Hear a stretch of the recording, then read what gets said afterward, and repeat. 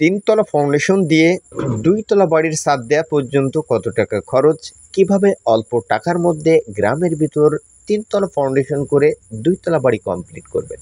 Welcome everyone, আসসালামু আলাইকুম। আজ যে বাড়িটা আপনারা দেখছেন, এই বাড়ির ছাদের নিচে পর্যন্ত টোটাল কাজের জন্য খরচ 6 লক্ষ টাকা। কিভাবে 6 লক্ষ টাকার বাজেটে এই বাড়ির টোটাল কাজগুলো করা হচ্ছে ভিজিট করে দেখবেন। বিমের নিচে গাঁথনি কত ইঞ্চি দেওয়া হয়েছে এবং কিভাবে গ্রামের ভিতর অল্প বাজেটের মধ্যে সাধারণ কন্ট্রাক্টর দ্বারা বিল্ডিংয়ের টোটাল ভবন নির্মাণ কাজ কমপ্লিট করা হয়। দর্শক, এখানে টোটাল যে কাজটি আছে, টোটাল কাজটি ফলো করবেন। আপনি যদি অল্প বাজেটে বিল্ডিং নির্মাণ করতে চান, সেই ক্ষেত্রে খরচ কম হবে, টোটাল কাজ মজবুত হবে।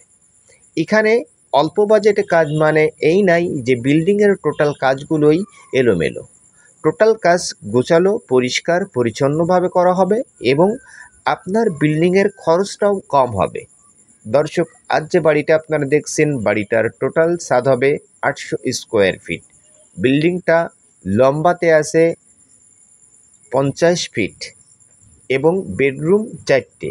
একটা রুমের ভিতর থেকে সমস্ত জায়গাতে যেতে পারবেন এবং উপরতলাতে যেয়ে দুই সাইডে কার্নিশ বেশি করে সেই জায়গাতে আরও সুন্দরভাবে বেলকুনি এবং অন্যান্য আইটেমগুলো করে নিতে পারবেন এবং কাজের কোয়ালিটিগুলো দেখে নেবেন। 6 পিস করে রড ইউজ করা হয়েছে 16 মিলি এবং অবশ্যই কলম ঢালাইয়ের আগে এভাবেই কেগার করে নেবেন এবং কেগার করার সময় কলমের রডে যদি কোনো মিস্টেক থাকে, সেন্টারে না থাকে, সেটাও ঠিক করতে পারবেন। তো এভাবেই সমস্ত কাজগুলো গুছায়ে সুন্দরভাবে পরিপাটি করে নিয়ে তারপরে কলমের ঢালাইগুলো করবেন এবং কলমটা 2 স্টেপে ঢালাই করলে সুবিধা হয়। আমাদের সুবিধার ক্ষেত্রে আমরা কিন্তু কলমটি একই সাথে 9 ফিট করে উঠিয়ে দিই।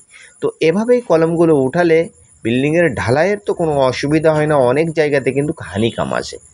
হানিকাম আসার পরবর্তীতেও 10 ফিট থেকে মশলাটি যখন নিচেতে দেওয়া হয়, সেখানেও কিছু সমস্যা হয়ে থাকে। মতলব ঢালাইটি আলাদা হয়ে যায়, পানিটা আলাদা হয়ে যায়, সেই ক্ষেত্রে মিক্সারটা একটু দুর্বল হয়ে যায়। আশা করি এই সমস্ত বিষয়গুলো আপনাদের বোঝাতে পেরেছি। এখানে এই ভবনের যে ব্যাসগুলো কাটা হয়েছে, প্রতিটা ব্যাস 5 ফিট বাই 5 ফিট করে। দর্শক, এই ফাউন্ডেশনের উপরে কিন্তু তিনতলা ফাউন্ডেশনও করা যাবে। এখানে দেখে নিন 10 ফিট করে কলম ঢালাই দেওয়া হয়েছে, সেই ক্ষেত্রে কেগারের উপরে কিন্তু হালকা হানিকাম দেখা দিয়েছে।